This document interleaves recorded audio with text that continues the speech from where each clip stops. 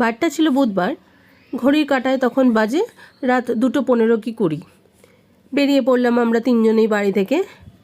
গন্তব্য কলকাতা। হাজব্যান্ডের অফিস ছিল, সন্ধ্যে 7টা নাগাদ বাড়ি ফিরেছে। তারপরে দুজনে মিলে ফাইনাল প্যাকিং করে আমরা একেবারেই রেডি বাড়ি যাওয়ার জন্য। যদিও আমাদের কাছে বাড়ি যাওয়ার জন্য কোনোই কারণ লাগে না, আমাদের যখনই ইচ্ছা হয়, হঠাৎ করে ইচ্ছা জাগে বাড়ি যাব, কলকাতা যাব, তখনই আমরা প্যাকিং করে বেরিয়ে পড়ি। বাট এবারের মেন অ্যাট্রাকশন ছিল আমার কাজিন ভাইয়ের বিয়ে। দেখতে দেখতে 4 বছর হয়ে গেছে আমরা ব্যাঙ্গালোরে শিফট করেছি। বাট যতদূর আমার মনে পড়ে, প্রথম 1-2 বারই হয়তো আমরা জানিয়ে গেছি বাড়িতে যে আমরা কলকাতা ফিরছি। বাট তারপর থেকে আজ অবধি আমরা কোনো দিনও বাড়িতে জানিয়ে যাই না। প্রতিবারেই আমরা সারপ্রাইজ ভিজিট করি। অ্যান্ড আমাদের হঠাৎ করে দেখে চমকে গিয়ে মুখে যে আনন্দটা, সেইটা আমাদের দুজনেরই ভীষণ প্রিয়, যার জন্যই আমরা আরও কিছু না বলে কই বাড়িতে চলে যাই হঠাৎ করে।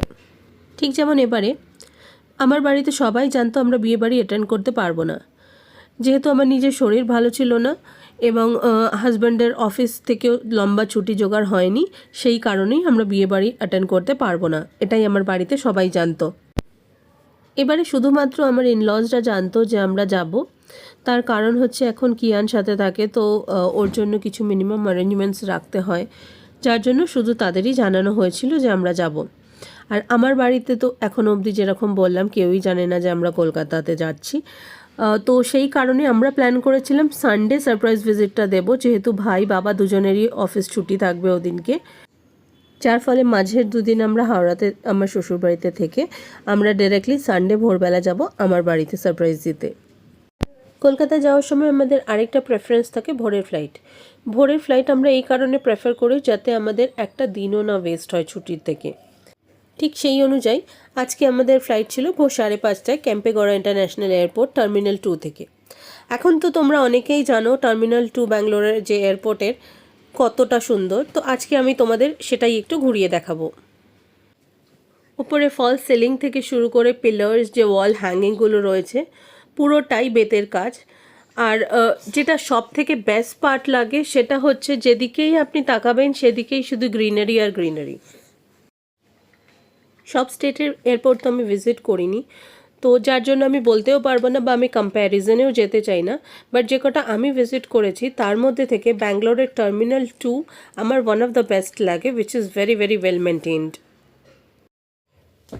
ও আরেকটাও কথা যেটা আমি বলতে ভুলে গেছিলাম, আমাদের লেট নাইট ফ্লাইট বা আর্লি মর্নিং ফ্লাইট নেওয়ার আরেকটাও মেন রিজন হলো রাশটা একটু কম থাকে। ঠিক যেমন এখন দেখতে পাচ্ছেন এয়ারপোর্টটা কতটাই ফাঁকা ফাঁকা। ইউজুয়ালি দিনের বেলা বা ইভিনিং টাইমে ফ্লাইট নিলে এতটাও ফাঁকা থাকবে না। আর এই যে কিয়ান এক্সাইটেড হয়ে ওয়েট করে বাবার দিকে তাকিয়ে বসে আছে, কখন বাবা লাগেজ সাবমিট করে আসবে আর আমরা আবার এগোবো। রাত 1:30 নাগাদ ওকে কাঁচা ঘুম থেকে ওঠানো হয়েছিল বলে কিছুটা বিরক্ত হয়েছিল, খানিকটা কেঁদেও ছিল। কিন্তু তারপরে ওঠার খানিকক্ষণ পরে যখন দেখলো দুজনেই আমরা রেডি হয়ে আছি আর ওকেও রেডি করাচ্ছি, তখন থেকে ওর এক্সাইটমেন্ট লেভেলটা অনেক বেড়ে গেছে ঘুরতে যাওয়ার জন্য। যতই ওর সেই বয়সটা এখনও না হোক যেখানে ও বুঝতে পারবে ও কোথায় যাচ্ছে বা কী কারণে যাচ্ছে, বাট যখনই ও এটা ফিল করে কি ওকে হয়তো নিয়ে কেউ ঘুরতে বেরোবে, যার জন্য ওকে রেডি করানো হচ্ছে, নিজে ভীষণ আনন্দ পায়। এবং যখনই ওকে রেডি করানো হয় তখনই ও নিজেই কিছুক্ষণ বসে বসে হেসে হেসে হাততালি দিতে থাকে, যার ফলে বোঝা যায় যে ও কতটা আনন্দ পাচ্ছে।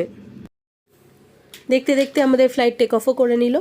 আর কিছুক্ষণের অপেক্ষা, তারপরেই আমরা পৌঁছে যাব কলকাতাতে।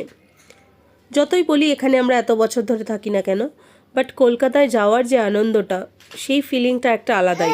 নিজের জায়গা, নিজের বাড়ি, নিজের লোকেদের কাছে আসার আনন্দটাই আলাদা। মাঝে মাঝে এটা ভেবে বড়ই খারাপ লাগে যারা বিদেশে থাকে, বছরে হয়তো একবার কি কোনো কোনো বছরে হয়তো দেখাই হয় না, তারা কতই না কষ্ট হয়ে থাকে। যে জায়গায় আমরা 5-6 মাস অন্তর অন্তর হয়তো আসি বাড়িতে, বাট তাও মনে হয় কতদিন হয়ে গেছে দেখা হয়নি কোনো লোকজনের সাথে, কতদিন হয়ে গেছে বাড়ি যায়নি, নিজের বাড়িতে ঢুকিনি।